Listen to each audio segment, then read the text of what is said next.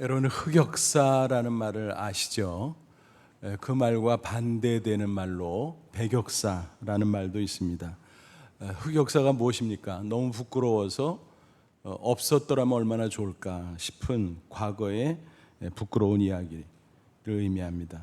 반대로 배격사는 자랑스러워서 나타내면 참 좋겠다 싶은 과거의 이야기를 의미하는 것입니다. 사람은 누구나 인생을 살다 보면 이 양면을 다 가지고 있습니다. 모든 인간은 죄인이기 때문이죠. 심지어 예수 믿고 구원받은 그리스도인들조차도 여전히 육체의 죄성을 가지고 있기 때문에 대동소이합니다. 누구나 실수할 수 있고 범죄할 수 있고 흑역사를 쓰는 경우가 생길 수 있는 것입니다. 성경의 인물들을 살펴보면 그런 사실을 확인할 수 있습니다. 아무리 훌륭한 신앙의 사람이라고 할지라도 예외가 없습니다. 배격사만 가지고 있는 게 아니에요. 흑역사도 역시 가지고 있다는 사실입니다. 예를 들어서 믿음의 조상 아브라함 어떤가요? 흑역사 있습니다. 또 이스라엘의 성군 다윗 어떻습니까? 그 역시 마찬가지였다는 것입니다. 그러면 저와 여러분은 어떻습니까? 지나온 인생을 회고하다 보면 개인차가 있기는 하겠지만 역시 흑역사가 있음을 부정할 수는 없을 것입니다. 심한 경우 지금도 흑역사를 쓰고 있는지도 모르겠습니다. 그렇다면 이 시간 말씀을 통해서 꼭 한번 점검해 볼 수 있기를 바랍니다. 그래서 지나간 흑역사는 회개함으로 털어버리고 배격사는 감사함으로 간직할 수 있기를 바랍니다. 그리고 남은 생에 이제는 흑역사는 피하고 오직 배격사만 써내려가는 저와 여러분 되시기를 주님의 이름으로 축원합니다. 본문에 보니까 누가 나와요? 솔로몬이 등장합니다. 그의 인생을 보면 역시 양면이 다 있구나 하는 것을 확인할 수 있습니다. 그런데 정말 아쉬운 것은 처음에 백역사로 멋지게 출발을 했었잖아요. 그런데 도중에 흑역사를 쓰게 되었다는 슬픈 사실입니다. 그리고 그 기간이 상당히 길었어요. 말년에 회개했기에 망정이지 만약 그대로 갔다면 인생을 완전히 망칠 뻔했다 그렇게 판단됩니다. 흔히 많은 사람들이 솔로몬 하면 어때요? 좋은 이미지를 가지고 긍정적으로 평가합니다. 하지만 성경은 분명히 흑역사가 있었음을 기록하고 있습니다. 누누이 말씀을 드리는 바입니다만 성경은요 좋은 면만 부각시키는 위인전이 결코 아닙니다. 긍정적인 면, 부정적인 면 가리지 않고 인간의 실상을 적나라하게 기록한 책이 바로 성경이다라는 것입니다. 따라서 우리가 성경을 읽고 연구할 때는 어떤 인물의 백역사만을 보면 곤란합니다. 흑역사를 반드시 들여다봐야 하는 것입니다. 그럴 때 비로소 그 인물에 대한 정당한 평가를 내릴 수 있고 또 그로부터 신앙의 중요한 교훈을 얻을 수 있을 것입니다. 솔로몬의 경우도 마찬가지라는 것입니다. 이 시간 본문에 기록된 솔로몬의 흑역사를 살펴보면서 반면교사 삼아 우리는 꼭 승리하는 인생 살 수 있기를 주님의 이름으로 축원합니다. 먼저 솔로몬의 백역사를 짚어보고 그것이 이제 망가져가서 흑역사를 만드는 그런 모습을 오늘 본문에서 살펴보기를 원합니다. 다윗의 뒤를 이어서 왕이 된 솔로몬 맨 처음에 뭘 했을까요? 정말 아름다운 출발을 했습니다. 열왕기상 3장에 나오는데 기브온 산당에 올라갔어요. 만조백관과 더불어 1000번제를 드렸고 간절히 하나님 앞에 기도를 올렸습니다. 하나님께서 그것을 무척 기뻐하셨던 것 같아요.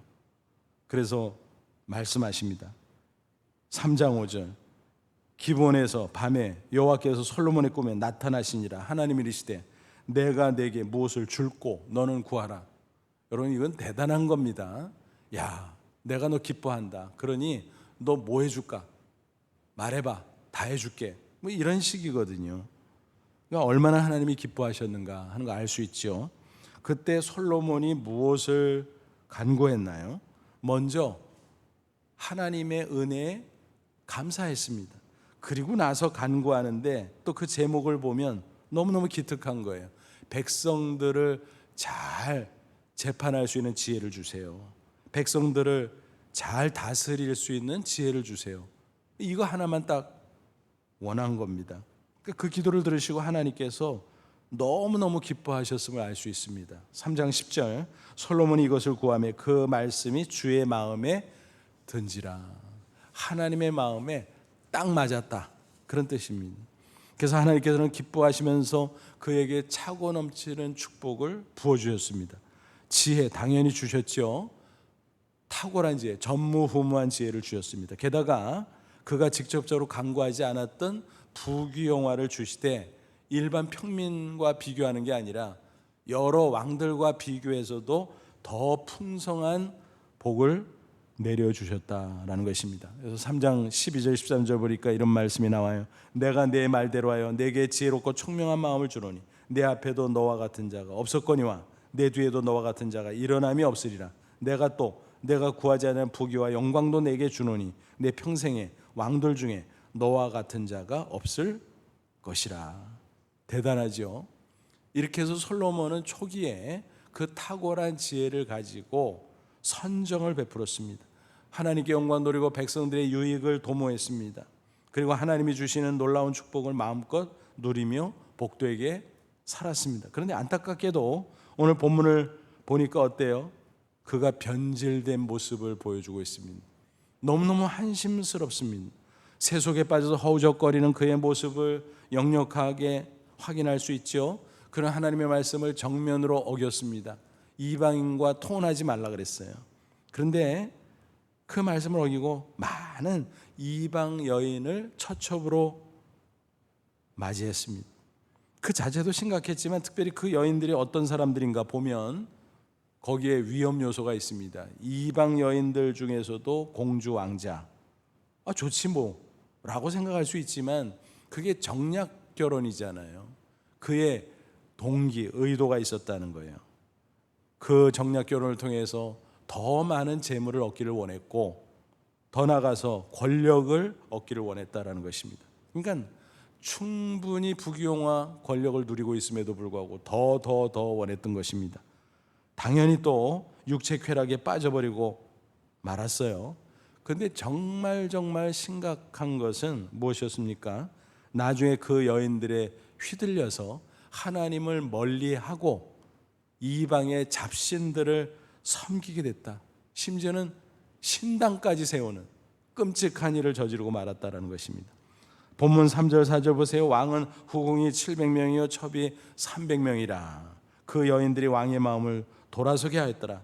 솔로몬의 나이가 많을 때 그 여인들이 그 마음을 돌려 다른 신들을 따르게 하였으므로 왕의 마음이 그의 아버지 다윗의 마음과 같지 아니하여 그의 하나님 여호와 앞에 온전하지 못하였으니 그랬습니다. 기가 막히고 어처구니가 없지요. 결국 하나님께서 진노하셨고 장차 이스라엘 나라를 둘러 쪼개리라 경고하셨습니다. 다윗 왕가 사람이 아니라 다른 사람에게 반을 줄 것이다 라고 말씀하셨습니다. 그래도 하나님께서 아버지 다윗을 생각해서 솔로몬 당대에는 그렇게 하지 않고 다음 아들 때에 그런 일이 벌어질 것이다 라고 말씀하셨습니다. 후일 역사를 보면 그대로 성취됐죠. 솔로몬의 아들이 누구예요? 르호보암. 그런데 이 르호보암이 실정을 거듭했어요. 그래서 북쪽에서 반란 세력이 일어났는데 그 수계가 여로보암입니다. 그래서 북쪽이 나라를 반쪽 쪼개어 가져가게 됩니다. 남북 분단이 이루어진 거죠. 그게 BC 930년경의 일이었습니다. 남쪽은 유다 왕국, 북쪽은 이스라엘 왕국, 그렇게 갈라져 버린 것입니다. 북쪽 이스라엘 왕국으로 무려 10지파가 떨어져 나갔다라고 하는 거예요. 얼마나 큰 비극입니까, 여러분? 생각해 보세요. 게다가 후일 역사를 보면 북쪽 이스라엘 왕국은 건국 초기부터 우상 숭배에 빠졌어요. 근데 남쪽은 어떻습니까? 예루살렘이 있고 성전이 있고 제사장이 있고 율법이 있고 그럼에도 불구하고 하나님을 멀리하다가 똑같이 우상신들을 섬겼습니다. 그래서 북쪽은 북쪽대로 아수르에게 멸망하고 남쪽은 남쪽대로 바벨론에게 멸망하고 기가 막힌 구약 이스라엘의 역사가 펼쳐지게 됩니다. 그런데 그 과정을 쭉 보면 오늘 본문에서 그 시발점에 솔로몬이 있었구나. 그렇죠? 솔로몬이 있었습니다. 얼마나 통탄스러운지 모릅니다. 이런 모습을 보면서 솔로몬의 흑역사 이렇게 말하지 않을 수가 있겠습니까? 당연히 말할 수밖에 없습니다. 그렇다면 도대체 솔로몬이 왜 이 지경이 됐을까요? 하나님을 사랑했던 그가 그 사랑이 점점 식어져 가면서 오히려 세상을 사랑하게 되었기 때문이라는 것입니다. 결국 세속적인 욕망에 사로잡혀 빠져나오지 못했습니다. 그 가운데서 허우적거리고 있었습니다. 여러분, 사람이 한번 세상 욕망에 사로잡히기 시작하면요 스스로 헤어나오는 게 참 어렵습니다. 마치 이런 거예요. 여러분 혹시 몽키 트랩을 아시나요? 원숭이 덫이죠. 북아프리카의 원주민들이 원숭이를 잡을 때 사용하는 덫이라고 하는데 조롱박을 가지고 그 입구를 구멍을 뚫어요. 근데 아주 좁게 겨우 원숭이 손이 들어갈 정도로 그렇게 해놓습니다. 그리고 그 안에 맛있는 열매들을 넣어둬요. 거기서 향기가 날 거 아닙니까? 그것을 길목에 두면 지나가던 원숭이가 보고 얼씨구 좋구나 하고 손을 쑥 집어넣습니다. 그리고 열매를 꺼내려고 하는데 움켜쥐니까 어때? 나오질 않죠. 이걸 놔야 빠져나오는데 움켜쥐고 있으니까 이걸 포기하지 않으니까 손을 뺄 수가 없는 것입니다. 그렇게 낑낑거리고 있을 때 사람이 딱 나타나서 탁 잡는 거지요. 사람이 나타내고 할 때 그때라도 손을 풀고 딱 빼면 그나마 도망치고 살아남을 수 있는데 그걸 하지 못한다라는 것입니다. 욕심 때문에 붙잡히고 만 거지요. 성경 말씀 그대로입니다. 야고보 1장 15절 욕심이 잉태한 즉 죄를 낳고 죄가 장성한 즉 사망을 낳느니라. 욕심이 점점 커지면 욕심이 끝이 없잖아요. 결국은 선을 넘어서 죄를 짓고 또 한 번, 두 번, 세 번 죄를 반복하다 보면 마지막 사망에 이르게 된다라는 말씀인 것입니다. 여러분, 솔로몬의 모습을 보십시오. 그도 그대로 되지 않았습니까? 하나님을 향한 사랑이 식어지면서 세상을 짝하고 사랑하고 점점 더 깊이 빠져들어가고 있었다는 것입니다. 욕심을 놓으면 되는데 놓을 수가 없어요. 계속 붙잡고 있어요. 그래서 멸망 직전까지 가게 되었다라는 것입니다. 그렇게 순수한 신앙의 사람이었던 솔로몬, 그렇게 지혜롭던 솔로몬인데 어떻게 이렇게 우매할 수 있단 말인가? 정말 이해가 되지 않을 정도죠. 정말 한심합니다. 신앙의 가치에 비하면 세상의 욕망이라고 하는 것은 한마디로 싸구려잖아요. 싸구려. 그런데 어떻게 싸구려를 위해서 신앙의 가치를 저버린단 말인가? 아무리 생각해도 너무 어리석고 어처구니가 없습니다. 5년 전 국립중앙박물관에서 특별한 전시회가 열린 적이 있습니다. 그 제목은 신안 해저선에서 찾아낸 것들이었습니다. 그러니까 전남 신안 앞바다에서 해저선이 발견됐는데 그 안에 유물이 하나 가득 있었습니다. 별의별 종류 다 있었습니다.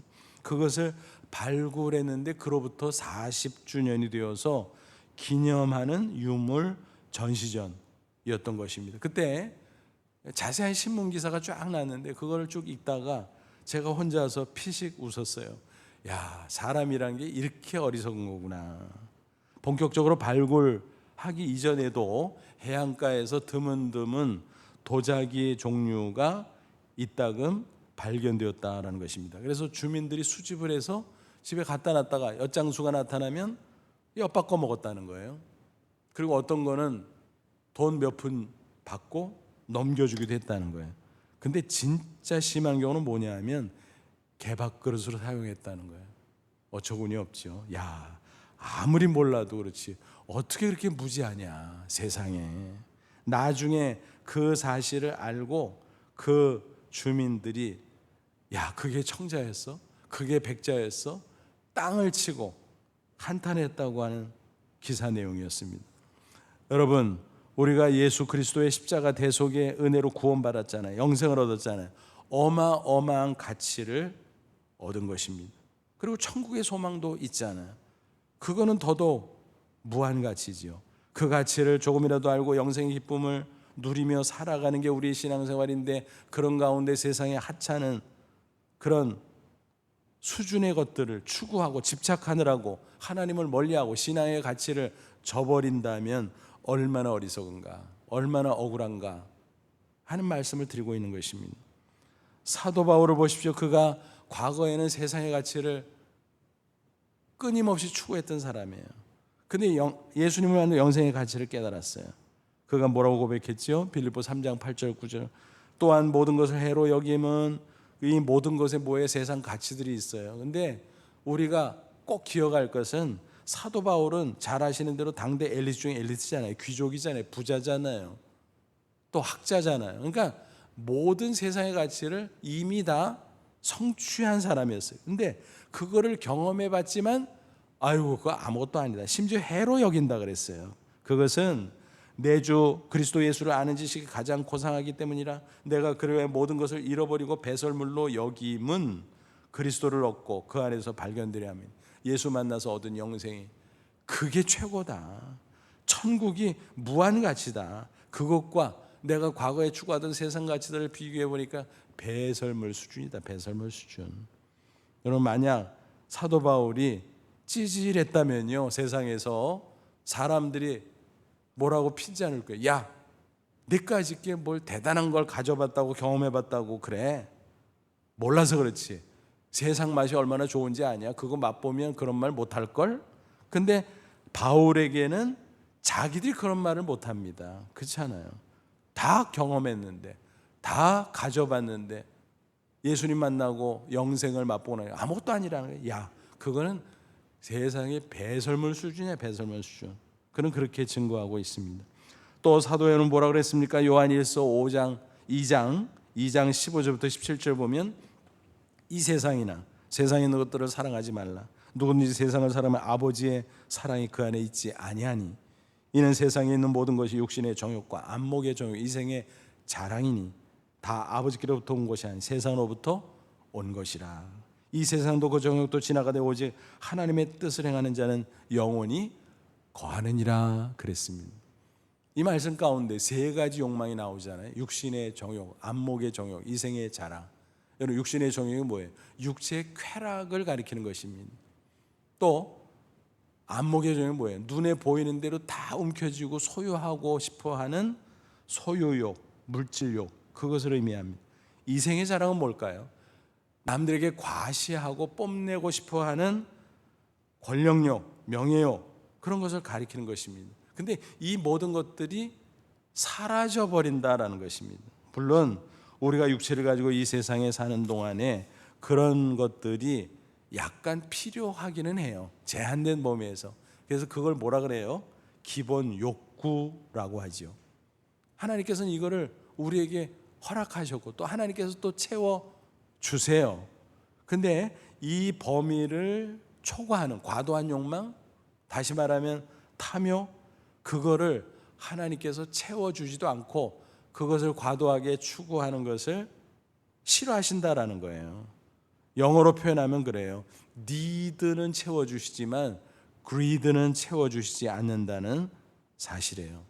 그러므로 우리가 기본 욕구 정도를 채울 수만 있다면 그것으로 감사하고 그 이상의 것에 과도하게 집착하지 말아야 된다라는 것입니다. 많으면 많은 대로, 적으면 적은 대로, 많으면 소박하게 하나님 앞에서 감사하고 만족하면서 잉여분을 하나님의 영광을 위해서 선용하고 헌신하면 존귀한 인생이 될 수 있는 거지요. 그런데 그러지 않고 내가 다 끌어안고 움켜쥐고 또 그것을 내가 막 다 누리고 그런 일변도로 더 추구한다면 하나님께서 그것을 기뻐하지 않는다라는 것입니다.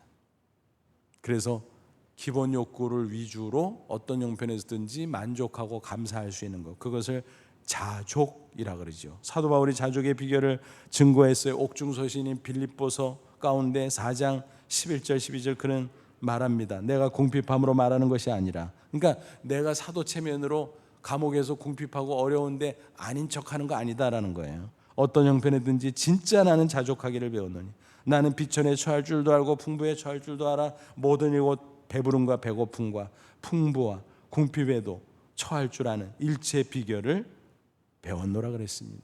그러니까 궁핍함, 부요함, 뭐 사람이 살다 이럴 수도 있고 저럴 수도 있다는 거예요. 그런데 예수 그리스도 안에서 영생을 맛보며 그 기쁨 가운데 자족할 수 있다면 충분히 그 가운데 행복하게 살아갈 수 있다라는 것입니다. 이게 바로 자족의 비결이라는 거예요. 사도 바울은 익히 터득하고 있다는 거예요.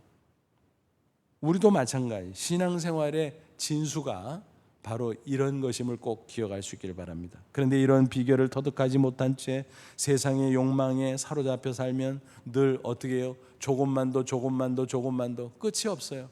여러분, 세상 욕망에 끝이 없잖아요. 그러니까 돈 많은 사람들도 더 우리 같으면 그 돈 있으면 그럼 뭐 하려고 더 욕심 부릴까 싶지만 거기에 도달하면 또 욕심이 생기나 봐요. 권력도 그렇잖아요. 명예도 그렇잖아요. 저 정도 뭐 지으면은 뭐 아쉬울 게 뭐가 있겠어요. 근데 더 계속 조금만 더 끝이 없잖아요. 솔로몬이 그랬던 것입니다. 솔로몬에게 하나님께서 얼마나 많은 축복을 주셨어요. 근데 그게 뭐 시원찮았나? 자기로서는 더 끊임없이 추구하는 가운데 오히려 곤고하고 행복하지 못한 채 흙 역사만 써내려가고 있었다는 슬픈 사실입니다. 물론 그가 하나님을 완전히 배신하고 완전히 떠나갔다고 말씀드린 것은 아니에요. 하지만 양다리를 걸친 거겠죠. 한쪽은 하나님, 한쪽은 세상. 적절하게 걸쳐놓고 그런 세상의 것을 계속 추구하고 있었다는 것입니다. 그러니까 오히려 곤고하고 행복하지 못했다라는 것입니다. 세상의 성공을 상당히 성취하고도 행복하지 못했다는 거 얼마나 슬픈 이야기예요. 신앙생활에도 이런 식으로 하면 안 돼요. 어정쩡하게 양다리 걸치기. 그럼 어떻게 돼요? 가랑이 찢어지는 거예요. 가랑이. 그런 삶을 또 이렇게도 설명할 수 있어요. 양면 테이프 있잖아요. 이 자체는 유용한 건데 이걸 가지고 나쁜 비유로 설명하면요, 여기도 들러붙고 저기도 들러붙고 편리할 대로 하나님에게 들러붙고 그러다가 또 살면 세상에 들러붙고. 여러분, 그러면 안 됩니다. 오직 우리는 하나님께만 붙어 있어야 되는 것입니다. 그럴 때 참 기쁨이 있어요. 그게 하나님께서 우리에게 장려하시는 자족하는 삶의 모습이다라는 것입니다. 그런 가운데 하나님을 영화롭게 하고 살면 우리는 흑역사가 아니라 백역사의 아름다운 이야기를 만들어가고 있는 것입니다. 다행히 솔로몬은 말년에 회개했어요. 결단했어요. 그리고 다시 하나님을 뜨겁게 사랑하게 됩니다. 그 마음으로 쓴 책이 바로 잘하시는 대로 전도서인 것입니다. 그는 과거 자신의 흑역사를 담담히 고백합니다. 그러면서 내가 몰랐어. 바보 같았어. 세상을 사랑하고 꽤나 성공한 줄 알았는데 알고 보니까 헛수고였어. 헛된 짓이었어. 그래서 허무감을 토로합니다. 전도서 1장 2절 전도자가 이르되 헛되고 모든 것이 헛되도다. 얼마나 헛되면 계속 헛되다 반복하겠습니까? 게다가 히브리어로 헛되다는 말은 헤벨이라 그랬죠. 무슨 뜻이라고? 입김이면 눈에 보여요. 겨울철에 약간 보이는 듯 싶어도 금세 사라져버리는 게 입김이잖아요. 자기가 추구했던 게 그랬다는 거예요. 육신의 정욕, 안목의 인생의 자랑 조금 더 했는데 나중에 보니까 입김처럼 다 사라져버리고 말았어. 그 허무감을 전도서 1장 14절에서도 비슷하게 고백합니다. 내가 해 아래서 행하는 모든 일을 보았노라. 보라, 모두 다 헛되어 바람을 잡아요. 뭐 잡혀요? 잡는 것 같지만 남는 게 없지. 다 사라져버리는 거죠. 자신의 지나온 인생, 말하자면 흑역사의 이야기를 그렇게 그는 토로하고 있는 것입니다. 그가 이처럼 과거에 하나님을 멀리하고 세상과 짝했던 것들, 실수하고 범죄했던 것들, 그거를 하나하나 토로하면서 회개하니까 하나님께서 은혜를 베푸셨어요. 용서하셨어요. 흑역사를 깨끗하게 털어주셨어요. 그 누구도, 우리도 사실은 마찬가지죠. 인생을 살다 보면 나도 모르게 하나님을 멀리할 때가 있어요. 세상의 욕망 추구하다 보면 거기에 빠져 부끄러운 흑역사를 만들 때가 있어요. 후회 막심하지요. 하지만 후회만 하고 그치면 아무것도 아닙니다. 흑역사 그대로 남는 거예요. 하지만 우리가 십자가 앞에 나아가 진심으로 회개하고 결단할 때 하나님께서 씻어주십니다. 흑역사를 희게 바꿔주십니다. 하나님의 놀라운 은혜죠. 이사야 1장 18절에 약속하셨어요. 여호와께서 말씀하실 때 오라 우리가 서로 변론하자. 너희의 죄가 주홍 같을지라도 눈과 같이 헤어질 것이요 진홍같이 붉을지라도 양털같이 희게 되리라. 다 사주의 은혜로 깨끗하게 씻어주신다고 약속하셨습니다. 그래서 솔로몬은 흑역사를 털어버릴 수 있었던 거예요. 늦게나마 새로운 백역사를 만들어갈 수 있었던 거예요. 전도서 결론본이 바로 그거잖아요. 그는 간곡한 어조로 신앙의 후배들에게 권고합니다. 전도서 12장 1절 2절이죠. 너는 청년의 때 너의 창조주를 기억하라. 꼭 공고한 날이 이르기 전에 나는 아무 낙이 없다고 할 해들이 가깝기 전에 해와 빛과 달과 별들이 어둡기 전에 비 뒤에 구름이 다시 일어나기 전에 그리하라. 무슨 얘기예요? 청년의 때 20대 30대 나는 훨씬 더 지났는데 그게 아니죠. 지금 당장 즉시 하루라도 젊었을 때 우리 남은 생애 가운데 가장 젊은 날은 오늘이에요. 그러니까 오늘 당장 하나님 앞에 나와라. 하나님을 기억하라. 하나님을 섬기라. 그런 당부의 말씀인 것입니다. 솔로몬이 이렇게 해서 흑역사가 있었음에도 불구하고 다행히 신앙의 위인으로 분류될 수 있었던 것입니다. 여러분 금년도 절반 이상 훌쩍 지나갔잖아요. 세월이 얼마나 빠른지 몰라요. 야, 진짜 빠르다. 너무 빠르다. 이럴 때 잠시 잠깐 멈춰서 나 자신의 지나온 족적을 한번 회상해 볼 수 있기를 바랍니다. 나의 자랑스러운 백역사는 어떤 것들이었나 감사할 수 있기를 바랍니다. 나의 부끄러운 흑역사는 무엇이었는가 한번 따져보고 진심으로 회개할 수 있기를 바랍니다. 혹시라도 분주한 세상 일에 파묻혀 살던 나도 모르게 하나님을 멀리하지는 않았던가? 그러다가 세상의 욕망에 끌려다니지 않았던가? 생각해 볼 수 있기를 바랍니다. 여러분 특별히 우리가 처음 예수님을 만났을 때를 한번 생각해 보세요. 죄와 영원한 삶에서 구원받은 그 한 가지로 얼마나 감격스러워했습니까? 영생 얻은 거에 대해서 얼마나 감사했습니까?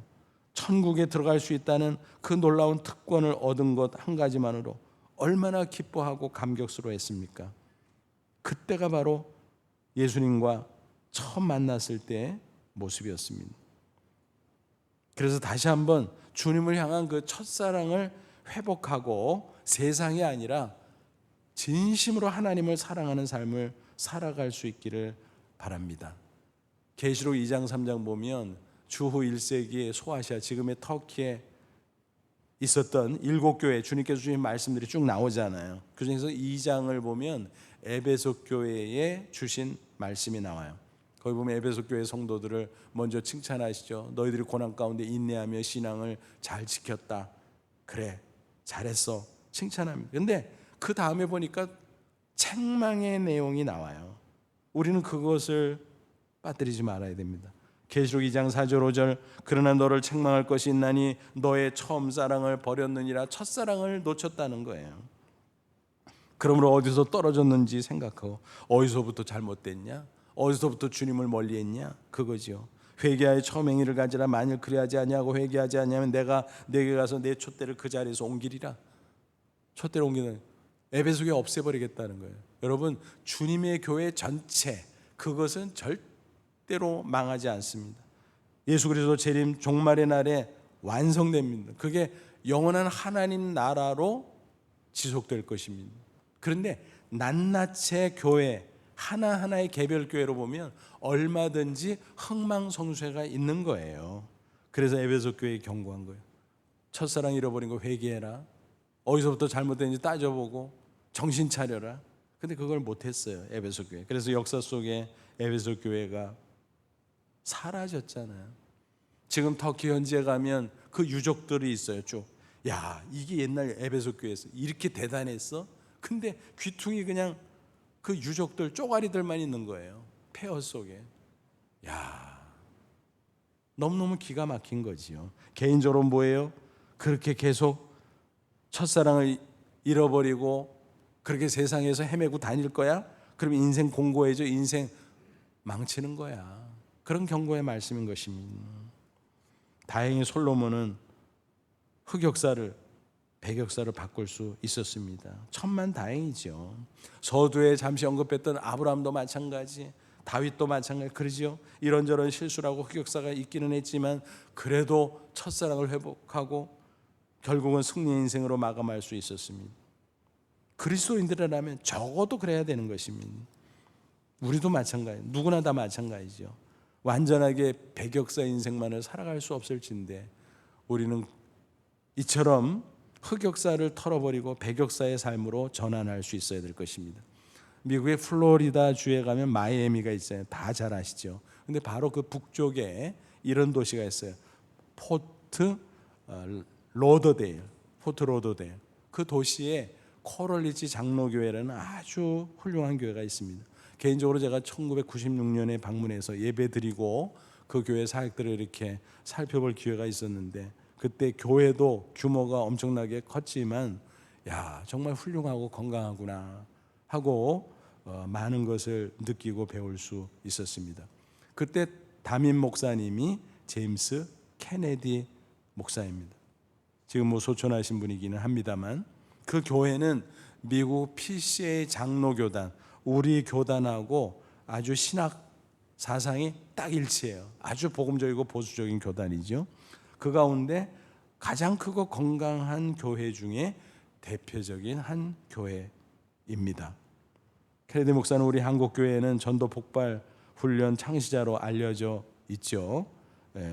그리고 그는 한 교회뿐만이 아니라 수많은 사람들에게 복음을 전해서 주님께로 인도한 아름다운 사역자입니다. 그는 한 명의 그리스도인으로서도 행복한 인생을 살았습니다.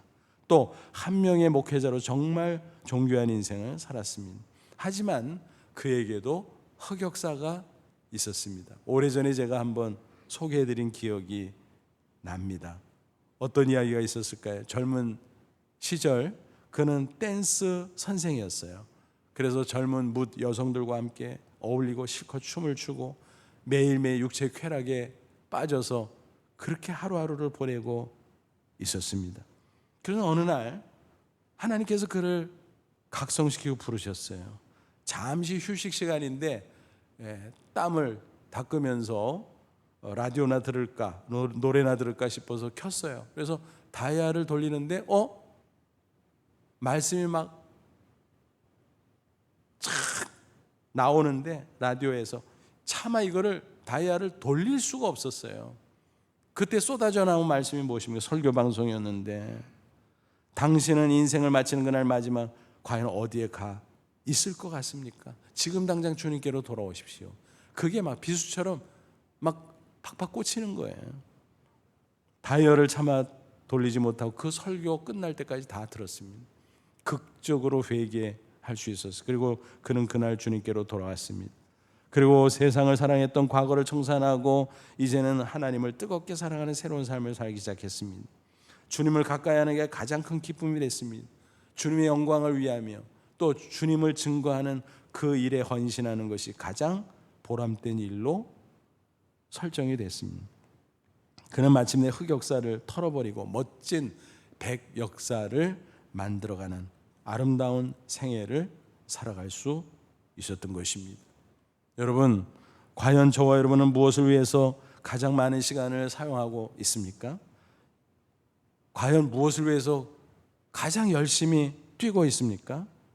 또 누구를 가장 가까이 하고 있습니까? 하나하나 따져볼 수 있길 바랍니다.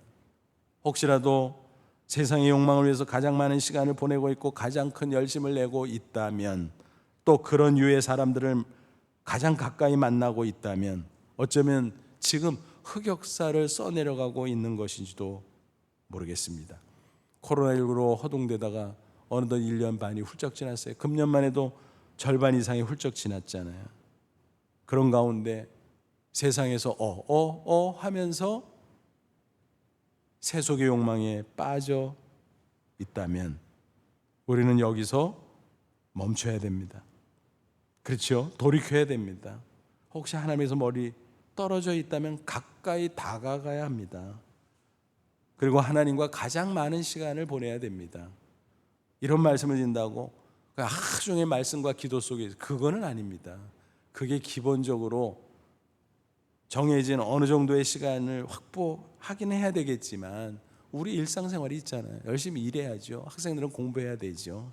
뭐 이런저런 일들을 챙겨야 되죠.